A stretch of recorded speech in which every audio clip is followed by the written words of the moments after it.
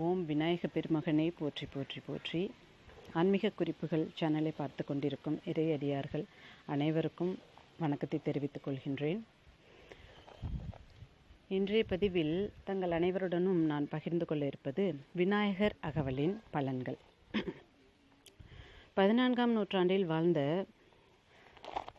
சமய புலவரான ஔவையாரால் இயற்றப்பட்டதுதான் விநாயகர் அகவல். ஒரு முறை சிவனடியார்களில் ஒருவரான சுந்தரமூர்த்தி நாயனார் சிவபெருமானால் கைலாயத்திலிருந்து அவருக்காக அனுப்பப்பட்ட வெள்ளை யானையின் மீது அமர்ந்து கைலாயம் சென்று கொண்டிருந்தார்.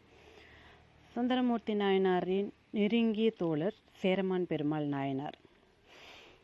உடனே இதனை கண்ட சேரமான் பெருமாள் நாயனாருக்கு, ஆஹா, சுந்தரமூர்த்தி நாயனார் கைலாயம் செல்கின்றார், அவரை பிரிந்து எவ்வாறு நான் இப்போ உலகில் இருப்பேன் என்று நினைத்து அவர் தன்னுடைய குதிரையின் காதில் பஞ்சாட்சர மந்திரத்தை ஓதி தானும் சுந்தரரை பின்பற்றி கைலாயம் சென்று கொண்டிருந்தார்.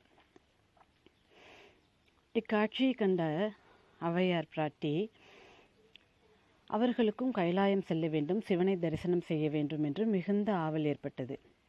அப்பொழுது அவர் விநாயக பெருமானின் பூஜையை செய்து கொண்டிருந்தார்.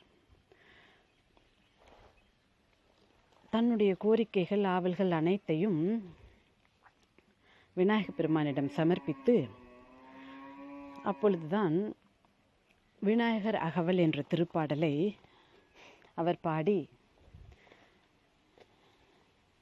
விநாயகரிடம் சமர்ப்பணம் அடைந்தார். அப்பொழுது அந்த பாடலை பாடி முடித்தவுடன் விநாயக பெருமான் ஔவையார் பிராட்டிக்கு காட்சி கொடுத்து தன்னுடைய தும்பிக்கரங்களால் விநாயகர் பிராட்டியை அந்தனுடைய கைலாயத்திற்கு அழைத்து சென்றார். ஔவையார் கைலாயம் அடைந்தார், சிவ தரிசனம் பெற்றார்.